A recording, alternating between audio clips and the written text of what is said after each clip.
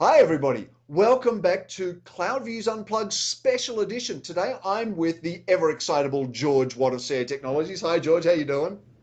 I'm excited. Fantastic. I'm excited too. I'm Andy Mann from CA Technologies.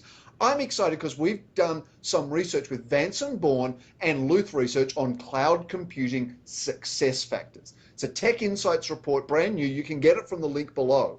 Now, we surveyed over 500 organizations in the US and Europe, about over a dozen different countries. So really good research on what makes cloud successful. We surveyed experienced cloud practitioners, people who had already been involved with cloud computing for over 12 months, whether platform, software, or infrastructure as a service. Now, George, I know your experience with cloud computing. I know you've got over 6 years of cloud experience, including architecting and building both infrastructure as a service and platform as a service for the development efforts here at CA Technologies.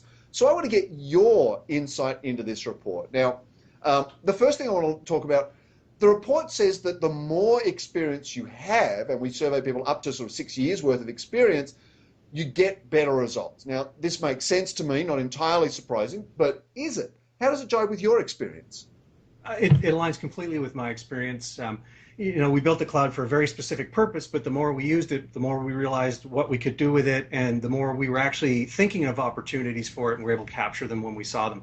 So like any technology evolution or even trend, the more you're exposed to it, I think the better you get at it. Yeah, that makes a lot of sense. Now, that actually it leads directly into my second question. The report outlines why people do move to cloud. What are they trying to get? Significant differences between US and Europe, by the way, which I found really interesting. But we looked at cost, cost reduction versus speed of innovation versus agility versus performance and scalability, resilience. Why did you instigate your cloud project? What were you trying to get, and what did you get? Well, we actually had an agility problem, so we sort of approached this from the other direction as what you're seeing in the report here, and then we came into the cost benefits and green benefits and so forth. Now, cost and ROI is of course always an issue, Absolutely. but it made sense to me that new entrants might be cost focused. It is potentially the easiest to internalize, and it's likely what the vendors that they're dealing with are focusing on because it's how they're going to justify their expenditures. But I can tell you, even to get into internal stakeholders, we would often, depending on the stakeholder, of course, but we'd often lead with cost. Gotcha. Now that's interesting. Now, given that you're really experienced, you probably read the report with slightly different eyes than a lot of other people would. What was there any one thing that sort of stood out that you looked at that other people might miss? Yeah, I think a few pages in there was something that sort of glossed over, but I thought it was really important.